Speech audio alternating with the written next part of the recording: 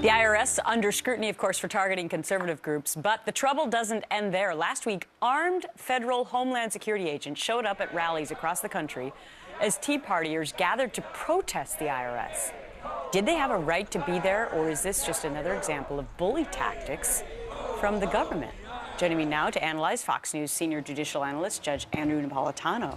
Good morning to you, Judge. Good morning, Gretchen. So these armed security guards from Homeland Security were not there to say, hi, we're from the Department of Homeland Security, right? Well, we don't know why they were there. We know they were out of uniform and they were armed, and they were there sort of monitoring a demonstration. You know, the American people were sold the idea of Homeland Security, which President Bush, to his credit, was actually against, felt we didn't need another police department. We were sold the idea of Homeland Security, that they would protect the borders and they would protect the airports, also arguably the borders. Now they've become another police department.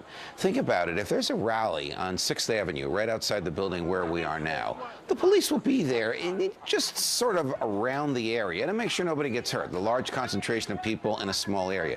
You don't expect a federal police department there, and you don't expect the federal police to be out of uniform so you don't know who they are, and you don't expect the federal police to sort of be breathing down people's necks when they're expressing opinions against the federal government. That's what happens. And the Supreme Court has said many, many times, Gretchen, the First Amendment needs breathing room, meaning you shouldn't be afraid to express your opinion that you're going to offend the person you're disagreeing with, especially if that person is the president or federal police that work for him. Okay, so people are going to feel chilled by this when they find this out today. That well, yeah, I mean, that's the technical word, chilled. They are going to feel chilled by it. So my question to you is it legal? Well, there is no statute that prohibits it. There is no cause of action against it, meaning you can't really sue Janet Napolitano and say, get your goons out of here. You basically have to put no relation. I'm laughing because off air we refer to her as Cousin Janet's goons. I'm laughing because you said goons. Okay, continue. But the only way to resolve this is to put political pressure on the president to remind him his job is to protect our freedoms.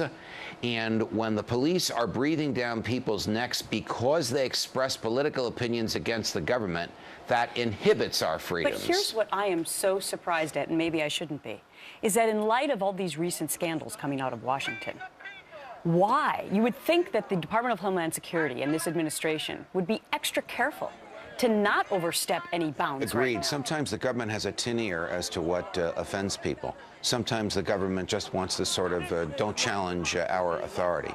But the government needs to recognize its first job is to protect our freedoms, and when it inhibits us from exercising them, it's not doing its job. I do want to mention that Homeland Security also tracked Occupy Wall Street peaceful activist demonstrations as well. Why do we need a federal police department to track anybody when they're lawfully expressing their political opinion in a public place? That's not a job for the police. It's not a job for the feds.